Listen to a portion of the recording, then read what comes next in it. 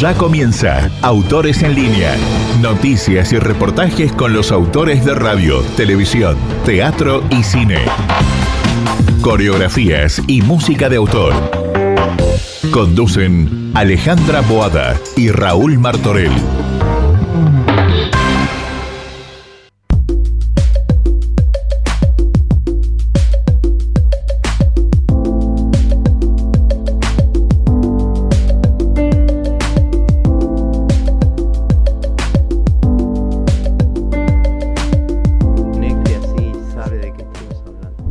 Buenas tardes. Hola Raúl, ¿cómo estás? ¿Cómo estás, Alejandra? Feliz de otros autores en línea. Así que agradecer a todos los oyentes y los que ven, además, porque esto es audiovisual también.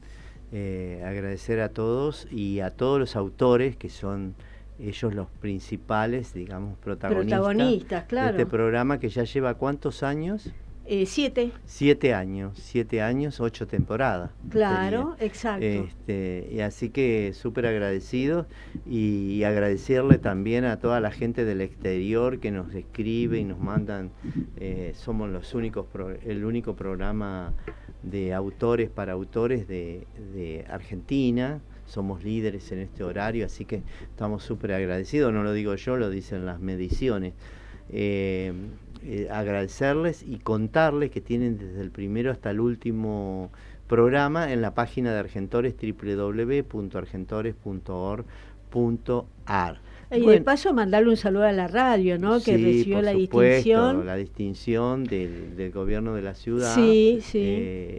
A la radio. A todo el grupo Radiosónica, que está incluida esta radio, y por otro lado también están nominados a los Martín Fierro Latinos en Miami la semana que viene. Esta fue la primera radio de streaming, digamos, en la Argentina. Donde estamos nosotros ahora, y así que se merece todo lo que han invertido, han hecho todo lo posible para que estemos acá con esta imagen. Recuerdo la época de la pandemia que muchos programas dejaron de salir al aire, ellos lo mantuvieron con todas las vallas que teníamos que tener, con toda la reglamentación, digamos, que teníamos cristales acá, que no podíamos. Pero fue un año difícil porque muchos programas se fueron y bueno, había que pagar el alquiler, fue complicado, pero muy difícil. Felicitaciones a los dos, porque ¿no? Vamos a contarle que la radio esta no son propietarios, alquilan, que es muy difícil mantener todo eso y ellos no abandonaron el barco, como se dice. Exacto. Así que bueno, les cuento algo, salió una nota muy importante en Infobae de Sergio Baiman y dice: todo concepto de comunidad hoy parece una mala palabra. Sergio Baiman ya era dirigente de Argentores en los años 90, se hizo socio mucho antes, unos 50 años atrás, hoy es vicepresidente de Argentores, nunca dejó de escribir, a fines de los 70 inició una recordada dupla con Jorge Maestro, con quien hizo Montaña Rusa, vamos a nombrar algunas, Clave de Sol, Amigobios y la banda del Golden Rocket, entre otros programas. Participó como coautor de Ponea Franchella y luego se metió en el mundo de los reality. Operación Triunfo, El Bar Provoca, Gran Hermano. Hoy, con 74 años, está trabajando en varios proyectos. La pluma sigue tirando. Comparto los dos mundos, el de la autoría y el de la autoría en términos de derechos intelectuales, dice. Cohesionar un país. La cultura es lo que cohesiona a un país, lo que le da identidad, lo que le da sentido, lo que le da pertenencia. Arremete del otro lado del teléfono. Esta nota fue hecha por teléfono.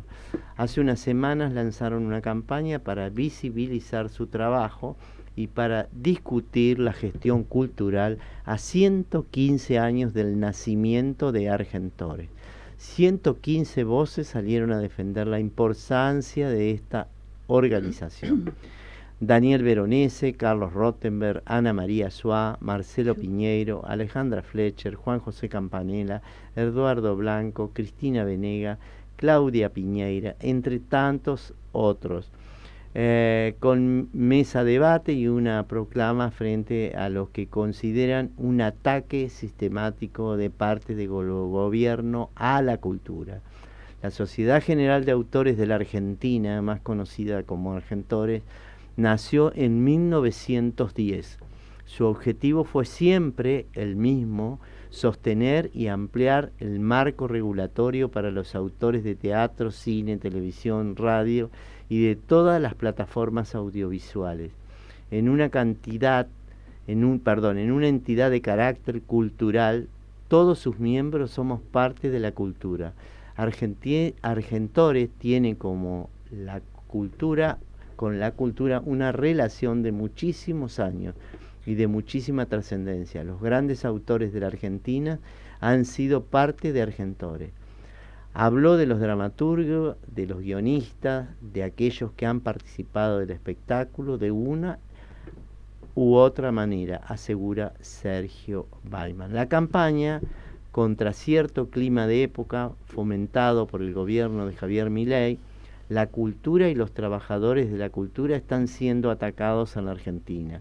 Todos nosotros hemos sido blanco de ataques absolutamente injustificados por parte de las autoridades que ven en la cultura algo que parecería molestarle, que no satisface sus expectativas.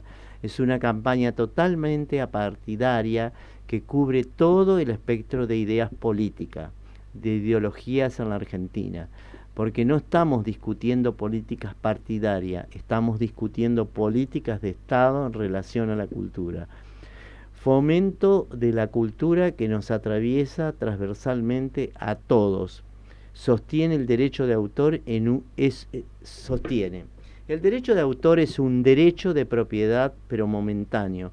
Un creador es dueño de su obra, pero pasados los 60 años de su muerte entran al dominio público.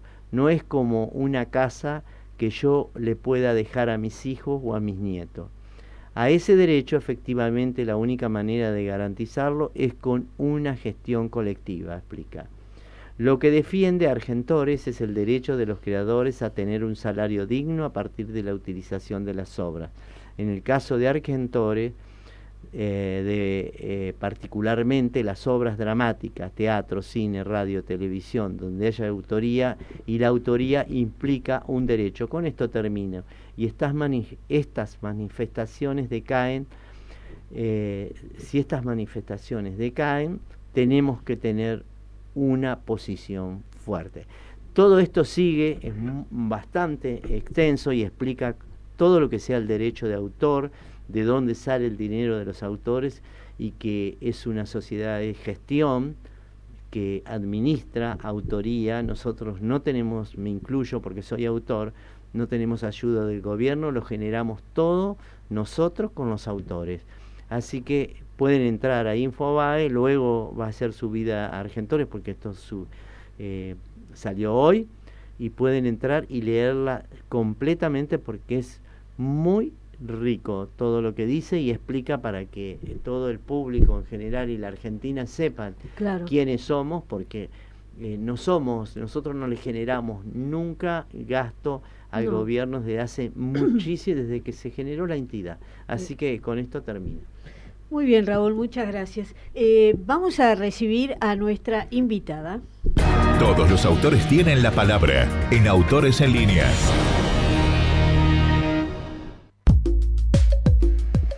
Muy bien, le damos la bienvenida a Cecilia Propato. Cecilia es dramaturga, guionista de cine, de series, escritora, directora de teatro, performer. Es profesora de escritura, de puesta en escena, de cine y de lenguajes audiovisuales. Se especializa en el género fantástico, en especial en Alicia en el País de las Maravillas de Lewis Carroll, en el género policial, suspenso y terror. Es docente en la ENERC de la materia dramaturgia, carrera de guión. También dicta clases en el área de extensión de ENERC, en la Universidad de Buenos Aires, en el Centro Cultural Ricardo Rojas. Imparte cursos, clínicas, tutorías de obras, de guiones, brinda conferencias. Es investigadora del arte y la cultura del siglo XIX y la relación con los siglos anteriores y posteriores. reconocida maestra, tutora de dramaturgia, de guión y de escritura creativa. Y bueno, su obra inmersiva, con formato único, que ahora nos vas a contar de qué se trata, es ¿Querés ser feliz o tener poder? Fue declarada de interés cultural por la legislatura porteña de la Ciudad de Buenos Aires en julio de este año. Por otro lado, en octubre estrenó en Ítaca, el complejo teatral, el Work in Progress del espectáculo inmersivo, el mismo en Querés ser feliz o tener razón, Mundo Shakespeare, de la cual es la creadora, autora y directora. Bienvenida. Hola Cecilia, ¿cómo estás? Hola, ¿qué tal? Hola. ¿Cómo están? Bien. Hola Qué lindo Cecilia, buenas verlo. tardes. Raúl Verte, Martorell te verte, saluda. a los dos. ¿Cómo andan? ¿Sabés que yo te habré visto ahora en septiembre por ahí y me diste un papelito con la promo de la obra y al día siguiente voy a la facultad, yo voy a la UNA acá en Bartolomé Mitre y Callao y veo el papelito pegado en la puerta, en el pasillo, que hasta hoy está. Pero Y mirá, yo digo, así se llega, te lo dije yo, ¿viste? bien, Así se pero llega. ¿cómo hizo para entrar a la Así. universidad Universidad de Muy las bien. Artes, ¿no? Que ahí está crítica de artes, que es lo que hago yo, está curaduría también y la parte de escritura, ¿no? ¿Cómo llegó ese papel hasta ahí? ¿Tenés infiltrados? Bueno, tengo muchas alumnas, muchos alumnos, estoy conectada con el UNA también, tengo muchos actores y Qué actrices que bueno. estudian ahí, que son de ahí, yo también hice varias cosas en el UNA, así que seguramente, viste, esto es un semillero, Sí. tantas actrices, actores, Pero qué que bien, lo público. pegaron en la puerta del baño, o sea, en la Pero planta baja y vos sabés que todavía yo está, le nadie lo decía sacó. a Alejandra que yo tengo mucha admiración por vos, te lo he dicho, por eso lo digo. Tiene un sistema que es muy bueno porque ella, si llevan la cartera, ¿no? Llevas, si podés, se lo das. Así se hace el teatro independiente y así llegaron los grandes. Hay gente bien. que dice, no, ahora todo por redes. No, todavía funciona eso y no hay que dejarlo nunca. Mirá cómo lo encontraste. Sí, ¿viste? porque me lo había dado el día anterior Sí, y cuando sí. voy digo, pero ¿quién lo pegó? Y bueno, y todavía Un está. trabajo de hormiga. Sí, Sí, pero Yo así. creo en el trabajo de hormiga, ¿viste? Sí, Es como sí. es como un tejido. Sí, sí, Sí. perfecto. Yo tenía un autor en Argentina que no está ahora, partió, y donde me encontraba en la calle dice, ya sé que yo te di, pero te doy otro y pegámelo en algún lado. Y llenaba las obras. Te estoy hablando hace 20 años, Cecilia, y me encanta ese sistema porque hay que seguir usándolo, no es todo tecnológico. Claro. Porque también considero que hay gente que no tiene teléfonos, ¿viste? Pero que sí sabe No, leer pero y está escribir. está muy bueno, porque en realidad es un conjunto, o sea, Sí. escribir la obra, hacer la apuesta, actores, directores, tú y después necesitas el público. Claro. Y el público necesitas que se entere, entonces es todo un engranaje muy difícil Muy también, difícil. ¿no? Es la mejor manera de llegar. Claro, es un conjunto Sí. porque es esto del sistema reticular ascendente, ¿no? Es que vos estás buscando algo, ves el afiche, te hablaron, lo viste en Instagram y ahí unís todos los elementos. Yo siempre digo en el ámbito también de los cursos que doy, también de creatividad y de estimulación creativa y de dramaturgia, que nada hace todo, pero cada partícula que haces en conjunto cuando se está enfocada, ¿no? Enfocado. Sí. Todo eso va hacia un lugar, ¿no? Claro. Entonces, bueno, es esto lo que te pasó a vos, Alejandra, que hablamos de la obra y Sí. vos después ves en la pared el afiche, es como que algo conversa, empieza a generar una dialéctica. Claro. Claro, porque es como que lo vi cuando vos me lo diste y me sonaba, claro. porque hay un montón de papelitos y afiches, pero me sonó ese el color, todo, Claro. y lo asocié. Eso es lo que... Pero qué bueno, y eso lo implementás también a tus alumnos que se están formando y que no es solamente escribir la obra, ¿no? Sí, yo hablo de algo que para mí es fundamental en todos mis cursos de dramaturgia y de escritura creativa, de lo que se denomina la escritura susurrante, De algo parecido hablaba Clarice Lispector, ¿no? Pero que tiene que ver que no se escribe cuando se sienta uno a escribir o otro a escribir, sino que ya se empieza a escribir, ¿no? Como yo enseño a partir de la indagación poética de imágenes, del método de construcción dramática y del sistema fragmentario, y así es como terminan escribiendo y corrigiendo los guiones.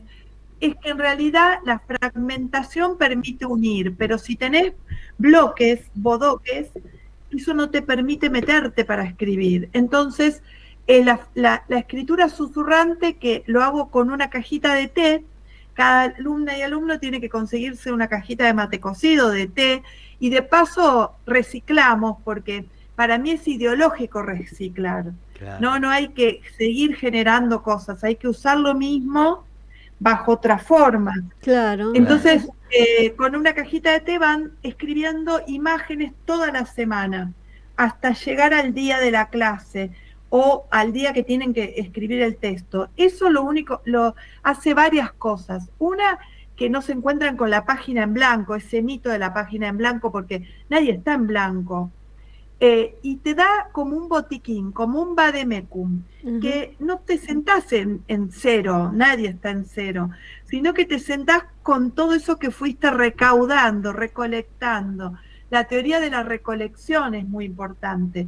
En la cajita, y también les hago tener, justo estoy acá en mi escritorio, todos tienen que llevar siempre una libreta, porque muchas veces se ven imágenes, se ven situaciones, se escuchan frases y decís, bueno, a la noche lo anoto en mi casa, y no se anota. No. Claro. Lo importante es en el momento anotar, no importa cómo se escuchó, lo importante es cómo se captó, porque el problema de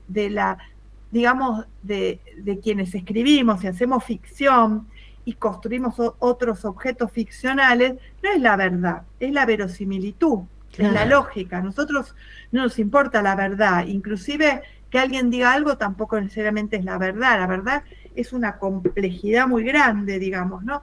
Es la motivación. Entonces, el ir arrastrando, teniendo material, esto en todas las clases que doy, en el Rojas, en las instituciones particulares, en las clínicas de guión, es, inclusive si ya tenés un material escrito, a linkearlo, ir haciendo escritura susurrante. Y bueno, y un poco para mí la vida es así, es como, ir recolectando, mirando, sos lo que haces y haces lo que sos. Entonces, si yo voy a un lugar, llevo los volantes. Claro, muy bien. A ver la libretita, mostrámela. Libretita, tengo mucho. Más al medio, a ver. Más al medio, más a tu cara, llévala, más a tu cara. No, más a tu cara. A tu cara, ahí está, perfecto. Sí, una libretita.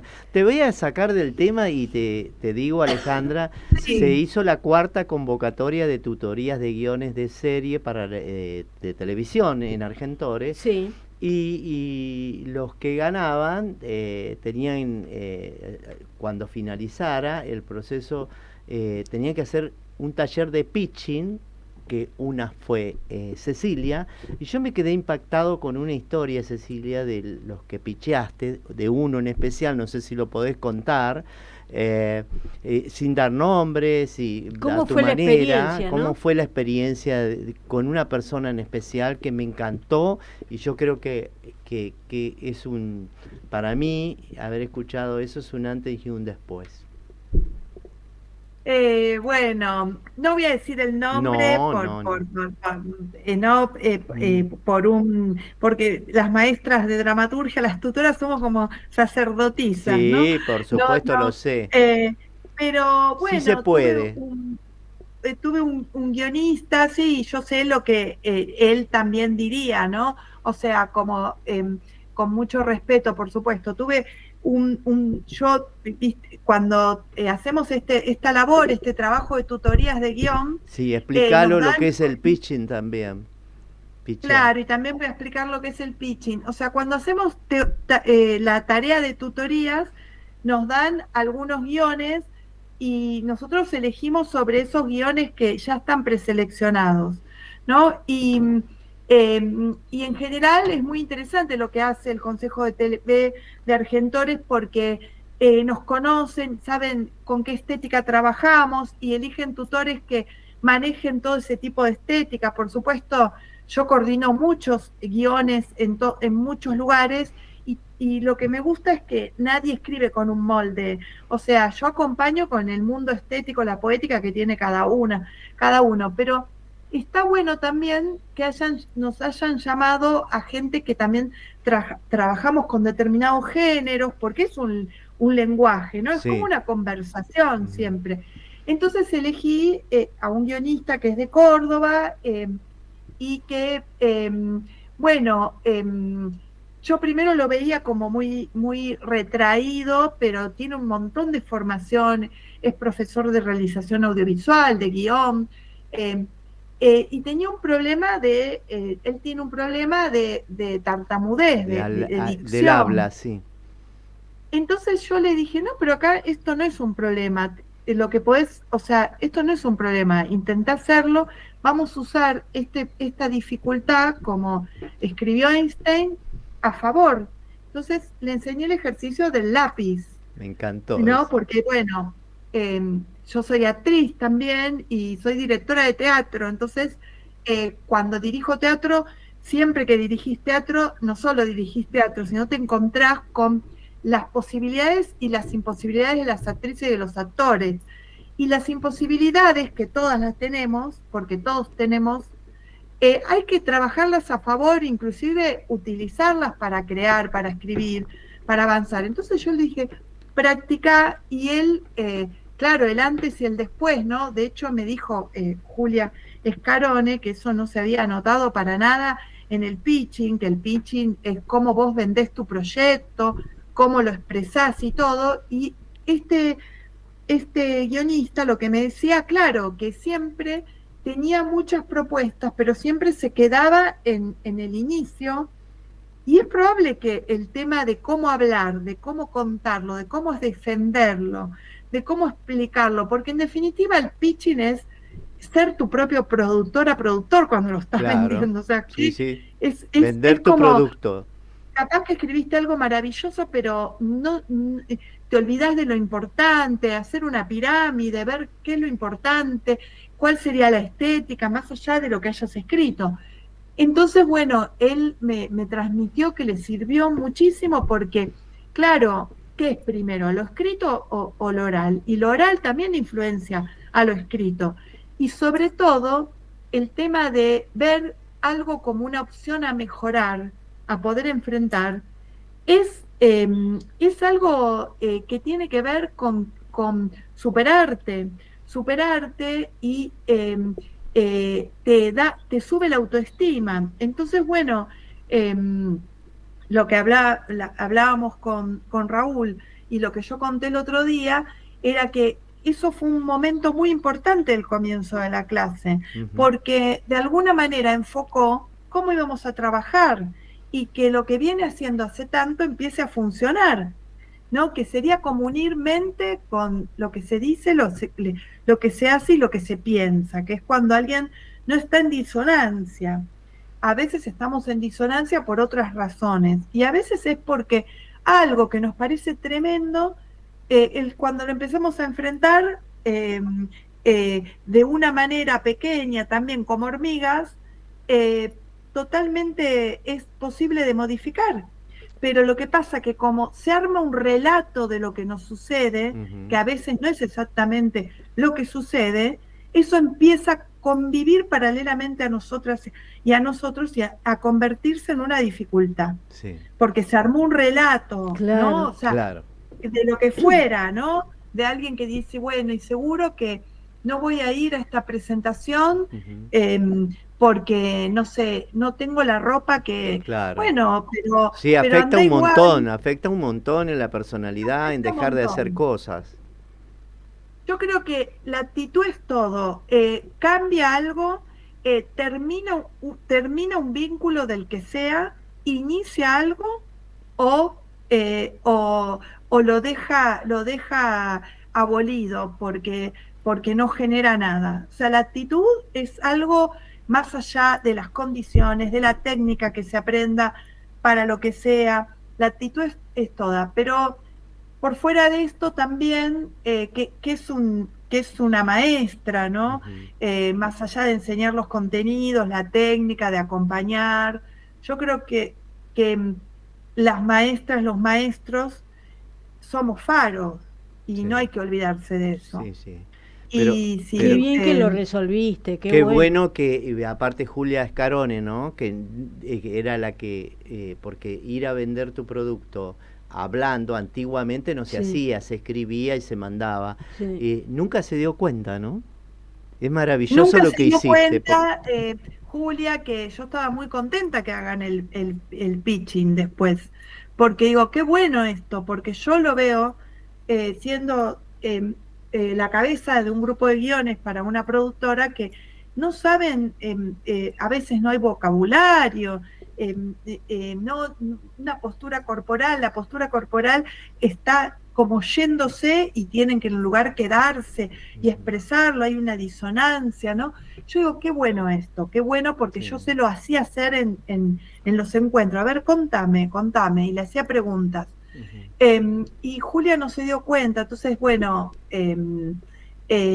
no solo, o sea, no es mérito mío, es mérito de él también, porque podría no haberse abierto a pero confío en vos, confío en la maestra, pero digo, qué bueno, quería que lo contaras, porque no todos están preparados para preparar a una persona con dificultades que escriben muy bien, ¿o no? Totalmente. Lo que pasa es que ahí, yo lo veo como directora, como maestra, directora de teatro. A veces hay algo, digamos, platónico en el sentido de lo filosófico, separar alma y cuerpo. Bueno, no importa cómo te vistas, lo importante es el interior. Todas esas frases que hacen mucho daño. Porque en realidad hacen mucho daño, sí que importa. Los actores tienen que salir a caminar todos los días, tienen que mínimo entrenar media hora, tomar agua. Importa cómo hablas, importa si vas agachada a contar algo o si vas erguida. No es que porque importa la apariencia, somos un todo. El exterior tiene que ser reflejo, reflejo de tus disciplinas, de tus hábitos, de todo. No está separado. Esa frase hace mucho daño porque la gente se deja estar. Y todas estas semillitas, que es como comenzó un poco la conversación, afecta, porque si vos te levantaste y te comiste, no sé, algo ultraprocesado, no vas a rendir igual, porque son calorías vacías que todo el cuerpo te va a pedir, te va a pedir todo el tiempo, y afecta la voz, afecta todo. O sea, yo lo noto cuando un actor viene que se comió 3 platos de ravioles. O sea, yo me doy cuenta. Qué bueno, qué lindo. Entonces, hay como frases, bueno, más o menos es lo mismo, no importa, sí que importa. Bueno, simplifiquemos. No simplifiquemos, hay cosas que no hay que simplificar.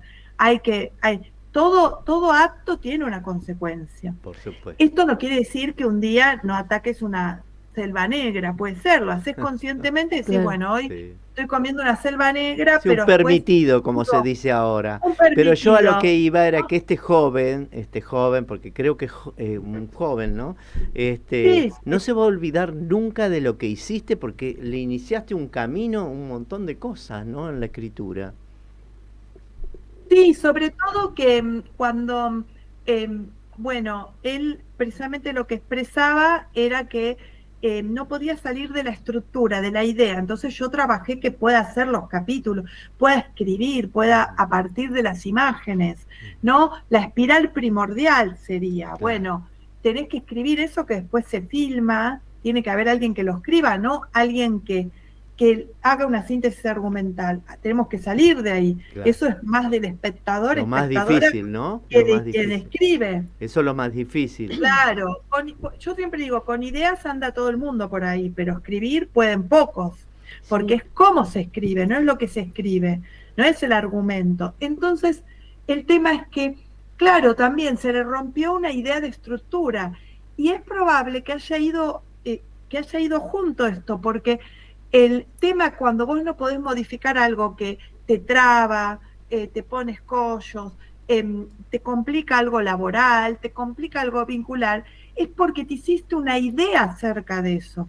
Y hay que romperla, que a lo mejor fue el lugar donde también te puso tu familia o el entorno. Claro. Y pensamos que la gente a veces no piensa que es inmanente el mundo, está en constante cambio. Piensa que algo pasajero que una vez vio, no sé, una pareja que una vez la vio discutiendo, es siempre así, que es perpetuo.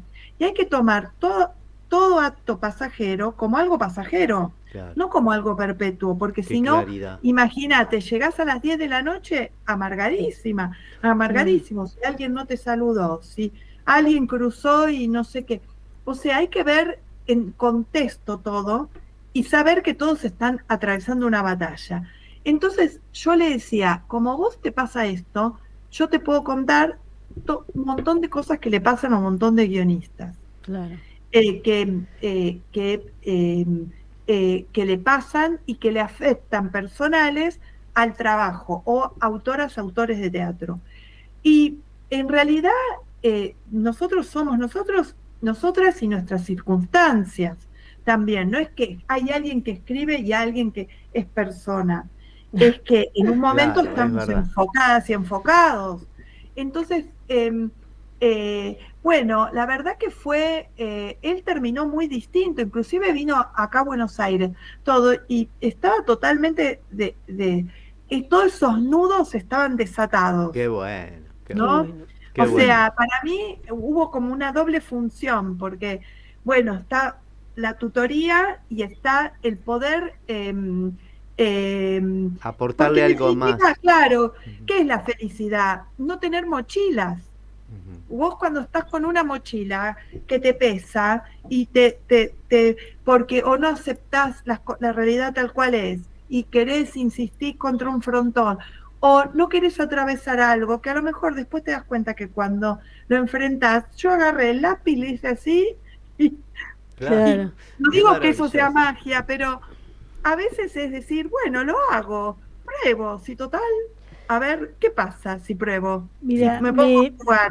Me hiciste acordar, hace poco hablamos con un autor que él hablaba algo parecido a lo que decís vos con respecto a esos mandatos que te dicen, por ejemplo, hay que insistir, siempre se logra, y dice que, o sea, para él no es así, que a veces vos tenés una idea, algo, y lo trabajás y no llegás a ese éxito, entre comillas, que te genera una presión, eso que te sentís, según él, como que te sentís como que sos inferior porque no llegaste a una meta, y que no todo es cumplir metas, que lo importante es el camino, lo que vas haciendo, pero que no todo tiene que ser así, y nos da un montón de explicaciones en mandatos que uno tiene más que nada con respecto al éxito, ¿no? Sí. Que dice que es una mochila enorme. Me hizo acordar ahora que estabas hablando de eso, que a veces, viste, o eso que decís vos, ¿no? Que no importa lo de afuera, son cosas que ya están estructuradas y en las realidad, traes.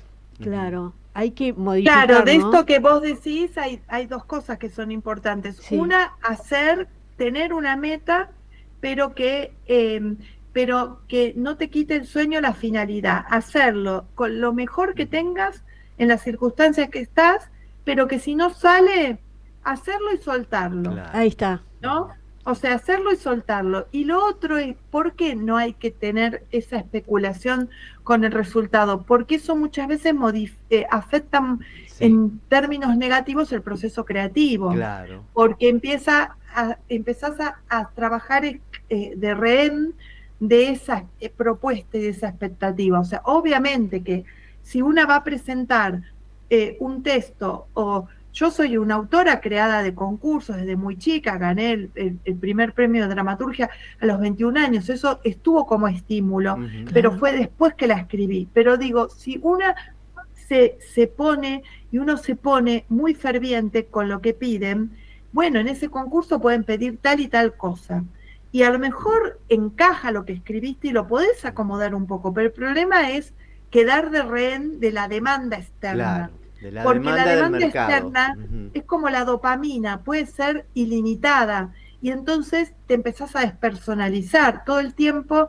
Yo les digo algo a las alumnas y a los alumnos, hay que volver al estado de cueva, ¿no? Está la cueva, el valle y el cementerio, que yo lo tomo del budismo tibetano, que es lo que practico, pero lo llevo a la escritura porque se toma para creatividad. Volver y preguntarte, ¿estoy yendo por la senda con mi propósito? Porque es muy fácil estar reactiva o reactivo a las demandas externas. Y una es, ¿qué es el éxito? Y bueno, para cada uno yo creo que en un momento hay que enfocarse en el propio logro, porque el éxito con respecto a quién, alguien de Hollywood, Claro. el éxito con respecto a quién, y ese éxito te representa a vos, porque yo conozco gente supuestamente con mucho éxito, muy infeliz Sí, es y verdad. muy insatisfecha. Entonces, a mí me parece que el primer éxito es poder trabajar de lo que sos. Claro. Ese es el primer éxito, el primer logro, ¿no? Por lo cual estoy agradecida todos los días. Y encontrar un camino. Y después lo demás es hacer, bueno, te circunscribís a un marco, fecha de entrega, Claro. Sí, eso es porque disciplina. bueno, todo Eso es necesita un marco, necesita una disciplina, si no es inabarcable. Pero después soltar eso, porque no te define eso. Esto es importante saber, que no define si ganaste, si quedaste, define que lo hayas hecho y lo hayas terminado, eso sí te define, porque eso genera karma positivo, permite que vos hagas otras cosas, y aparte hacer cosas que no se pueden ir a comprar a ningún lado, que no están en un shopping, que no están en una tienda, empodera, porque se confunde creatividad con consumo. Y es muy importante hacer cosas que no tengan réplica. O sea, el exprimidor tal con tal diseño lo encontrás en Madrid, acá, en un shopping, pero la obra de teatro o el guión que está escribiendo este chico y termina, no está en ningún lado, es de él. Y eso te convierte en un sujeto libre, o lo más parecido a la libertad. Qué bien, una clase, Cecilia. Bueno, contanos un poco de querer ser feliz o tener poder. ¿Por qué es una obra inmersiva? Sí, bueno, ¿querés ser feliz o tener poder? Yo la bajé y ahora acabo de estrenar el Work in Progress de Querés ser feliz o tener razón. Esa, Mundo perdón. Shakespeare, que está los domingos a las 12 del mediodía en el Ítaca Complejo Teatral, en la sala Raúl Serrano. A las 12 del mediodía. A las 12 del mediodía, porque las obras de Shakespeare se hacían a esa hora, y yo problematizo el tiempo porque se hacían a esa hora. Había poco tiempo de día, oscurecía muy temprano, el teatro era continuado al aire libre en el Teatro del Globo, y había problemas de inseguridad como acuchillamiento. Y también había peste. De hecho, yo tomo esa idea en un baile de la peste en la obra. Pero en términos generales, tanto en Querer ser feliz o tener poder, tomé la idea del panóptico de acuerdo a la teoría de Foucault, que toma la teoría del arquitecto Betam, la omnisciencia invisible, ser vigiladas y vigilados sin saber que lo somos. Y es un espectáculo. Vamos a explicarlo un poco, que es eso de sentir, es como si fuera un gran hermano, no es tan así, pero que vos sabés que te están mirando, pero a veces te olvidás, ¿no? Claro. Pero vos mismo corregís tu postura, tu manera, porque si me están mirando. Cuando te acordás, porque llega un momento que no sabés, ¿no? Y en algún momento te olvidás, pero... Y bueno, Instagram está un poco pensado así, vos sos mirado y mirado por un montón de gente, ambos, y yo también, y todos, y es peor todavía porque hay muchos que te miran, y algunos no se pueden identificar. Claro. Bueno, esto de la sociedad de la vigilancia, que está en las cárceles también, yo justo cuando lo estaba creando, yo creé un formato único que lo registré, que es el mismo formato de Querer ser feliz o tener razón, nada más que tienen sentidos diferentes. En Querer ser feliz o tener poder tiene un sentido de panóptico. ¿Vieron los antiguos fábricas donde se cosía, que se los miraba desde arriba Sí. a las obreras y a los través obreros. de una pasarela. Un modelo, A través de claro, una es un pasarela. modelo de panóptico, ¿no? Ujú. Pero acá en Mundo Shakespeare tomé la idea del laberinto de Hamlet. También hay 10 boxes. De un lado, 10 boxes del otro. Ujú. Con tu entrada te tocan 3 chelines y te tocan los Montescos o los Capuletos, Ay, qué bueno.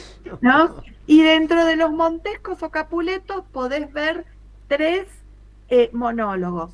Tomé de las obras de Shakespeare que se creen que están algunos fragmentos o parte escritos por mujeres, sin quitarle el mérito a Shakespeare. Yo creo que Shakespeare sí escribió y fue un señor que creó los sentimientos, creó el mundo moderno y puso de manifiesto el problema con el tiempo.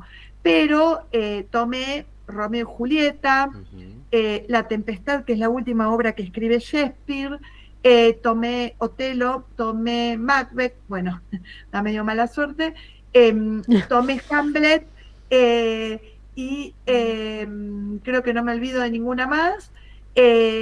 Tomé personajes, los extraje y escribí monólogos, los escribí yo, los 20 monólogos. Tomé a las brujas de Macbeth, tomé a Otelo, tomé a Romeo y Julieta, Miranda y Calibán, elegí algunos personajes y con las monedas y con la letra te toca un lado u otro. En Querés ser feliz o tener poder era 8 o 9 y te tocaban 3 tapitas, acá son 3 monedas. Y a su vez hay situaciones en común. La pregunta que vos me hiciste, Ale, ¿qué es el teatro inmersivo? Sí. No es interactivo, no te toca a nadie. No. Es un teatro que te mete en una realidad. Acá los meto a todos en la realidad medieval, con una música compuesta por otro autor musical, Agustín Consol, que trabaja conmigo, con olores, con colores, utilicé los ocres rojos y negros, me basé en la pintura de Eugène Delacroix, y en otros tipos de pintura. O sea, es meterse en un mundo en donde cada uno hay un ritmo, hay un camino, pero cada uno se construye su propia aventura, como el libro de cuando era chica. Sí. O sea, cada uno se arma su propia aventura, ve personajes distintos y a su vez hay intervenciones en donde se ven personajes en común. Y para mí es un momento muy shakespeariano, es para traer Shakespeare.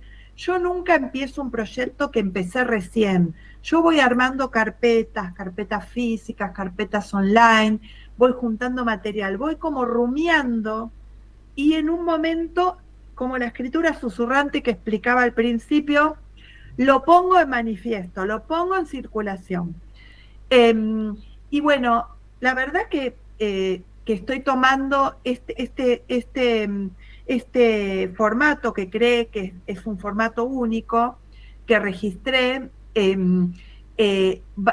va mutando, ¿no? Y estoy muy agradecida al Ítaca, Complejo Teatral también, porque me dejan experimentar. Me ofrecieron ese horario y bueno, yo dije, bueno, me arriesgo. Y tuvimos sala repleta el domingo pasado. Qué bueno. Qué bueno. Ahora vos podés elegir. Se come Ah, en la se obra. come en la obra. Ah, sí. Se come en la obra. Se come, no piensen que van a comer un plato completo con entrada, ¿no? No. Se come unos tentepiés, Claro. digamos.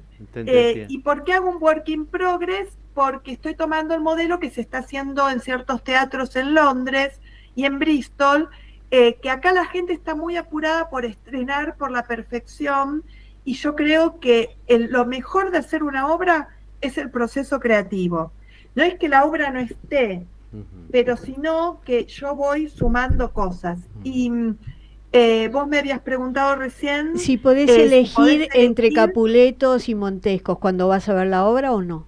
No podés elegir entre Montescos y Capuletos, que es medio arbitrario, porque digamos, los dividí así arbitrariamente, pero sí podés elegir del lado que te tocó, podés hacer fila en el box, porque estás 1 a 1, estás solo la espectadora con el espectador en el marco del contexto. Y el Sí podés espectador se elegir, transforma en actor, ¿no? Ahí. claro, el espectador se transforma en actor en el sentido de que con todos los estímulos que hay empieza a accionar, cuando hay una coreografía general, cuando sale todo el mundo medieval afuera, todas las actrices y los actores que hacen bailan una especie de minué, la coreografía la hizo Susana Sperling, Sí. yo trabajo siempre con un equipo, Sí. porque si bien yo tengo formación en danza y todo, está bueno trabajar con otras personas, saber pedir y que sea más que haya una sinergia y también compartir con otros artistas Sí. el camino que uno armó creativo, ¿no? Sí. Conversar con otros artistas. El teatro es un fenómeno colectivo Sí. y colectivo sabiendo que cada uno hace una tarea. Y claro, porque los espectadores conversan entre sí.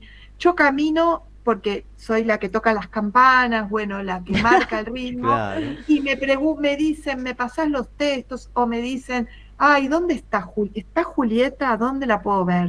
¿Está Romeo? Qué lindo. ¿Está Hamlet? ¿No? Me gusta porque para mí el teatro más antiguo es el teatro más moderno, recuperar esa idea de feria del teatro, el teatro como fenómeno también, Sí.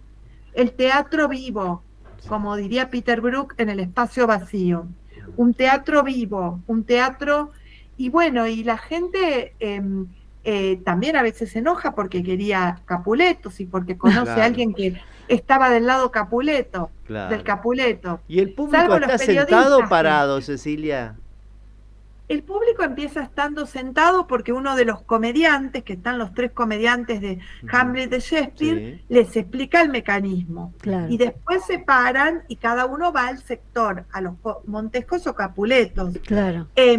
Después algunos, a veces tenemos gente muy mayor que la asistente le va poniendo una silla para que pueda ver los monólogos, hay gente que se siente, gente que se sienta con otro para conversar. En un momento se sientan porque hay algunas acciones que no quiero spoilear tanto, pero que se terminan sentados, digamos, todos, pero se pueden sentar, pueden caminar, están parados, miran para el otro lado, espían los boxes. Yo trabajo con esta idea de niveles del observador y observadora, algunos... Porque para que los actores hablen le tienen que dar un chelín, una monedita. Ah, eso te iba a preguntar, porque tienen 3 monedas, ¿no? Claro. Tienen 3 monedas, a veces damos 4. Porque porque estos los escribí todos en prosa poética y son más cortos que en Querer ser feliz o tener poder. Pero claro, ellos espían los otros y está pensado el espectáculo para eso. No para mirar un poco medio transversal, para espiar. ¿A quién no le gusta espiar un poco? Espiamos cuando vamos a un restaurante, lo que hablan otros. Sí. Yo incluyo el acto de espiar como parte de la obra.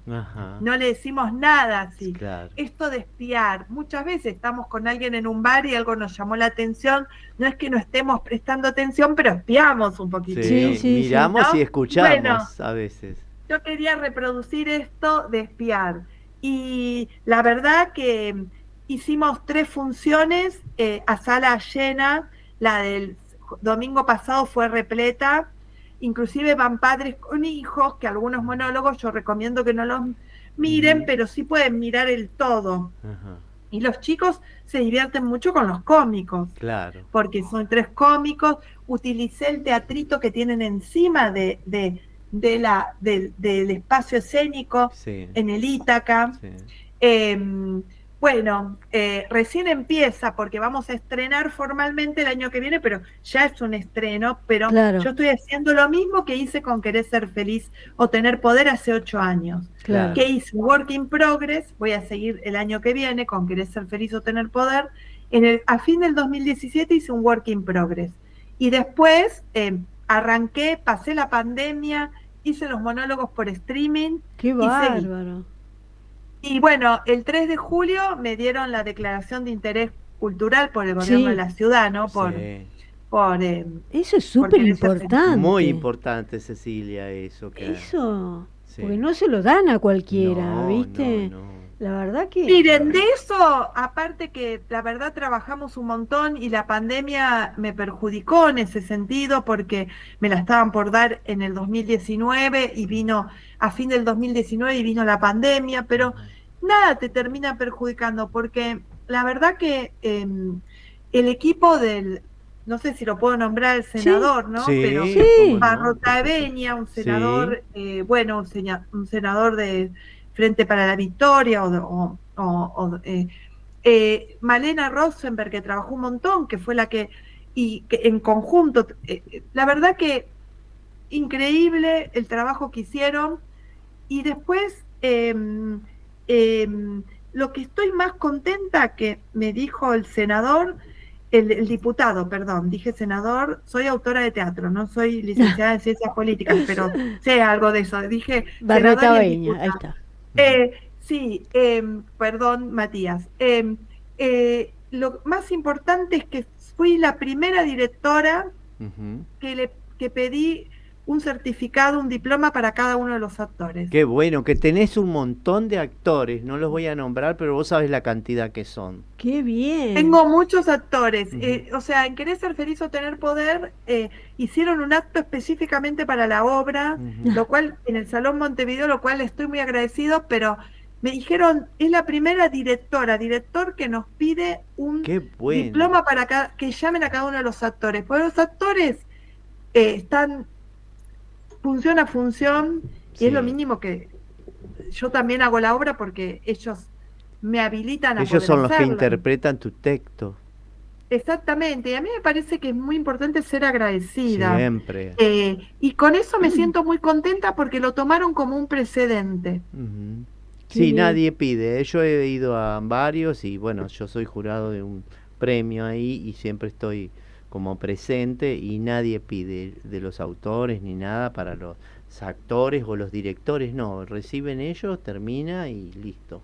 Te felicito, no lo sabía que habías Sí, pedido. no, porque viste, si vos ves las fotos, están todos con su diploma, y si no iba a estar yo sola, sí, soy la creadora, no hubiese existido si no lo escribían, no dirigía, pero bueno, viernes a viernes lo hice con todos ellos. Claro. Inclusive le hice uno al Ítaca. Muy bien, Ítaca. Bueno. Porque también los teatros, ¿no? Los teatros, como digo, las cosas se hacen porque se tienen que hacer, pero digo, a vos te pasará, Raúl, también, bueno, Argentores como nos recibe siempre a las autoras y a los autores, nos reciben re bien. Sí, yo con siempre café, digo, se nos termina el tiempo. Vamos a repetir. Quiero que repitas, Cecilia, ¿dónde están? ¿Dónde está el Ítaca en Humahuaca? ¿Querés ser feliz o tener razón? Los domingos 12 horas en el Ítaca Complejo Teatral. Pueden sacar la entrada por Alternativa Teatral. Queda en Humahuaca y Medrano, también pueden ir directamente. Pueden entrar a las redes y buscar el complejo Ítaca, que es súper divino el lugar. ¿Y cómo es tus redes por Instagram? Mis redes es @Cecilia Propato, y algo que puedo decir un par de cositas si no molesto, puede ser. Sí. No quiero quiero decir que el 17 de diciembre se presenta un libro que yo escribí, técnico, teoría y práctico, sobre dramaturgia del monólogo del unipersonal en el Rojas. Sale como libro del Rojas. ¿A qué hora? ¿Tenés la hora? A las 18:30 horas en la sala Abuelas de Plaza de Mayo, en el Rojas, Avenida Corrientes 2038. Que le quiero agradecer mucho a la directora Daniela Satara, que se puso el Rojas al hombro y hace un montón de cosas, a Natalia en el diseño, a Esteban Carestía, y que algo que le puede servir a los oyentes, este sábado que viene es la noche de las librerías y tienen todo al 50% de descuento en la librería del Rojas. Bien. Todos los libros del Rojas, Rojas, están todos al 50%. Bueno. Y que es un servicio que ofrecen. Y después, mañana es la última función de No Olvide Sus Efectos Personales, jueves 22 horas. Quedan 2 funciones en el Ítaca Complejo Teatral, pero en la Sala Pinter, que es una obra de Diana Rasnovich, que es una autora que vive en España, ahora está acá. Y que vos la dirigís. La directora y trabaja Silvia Dietrich. Bueno, muchas gracias. Muchas gracias.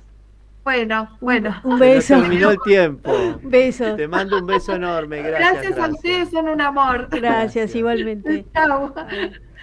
Qué lindo, cuánto talento. Sí, Alejandra. nos vemos la semana que viene, Raúl. Con otro autor o autora. Hasta luego. Esto fue Autores en Línea. Nos reencontramos el miércoles a partir de las 3 de la tarde. Autores en Línea.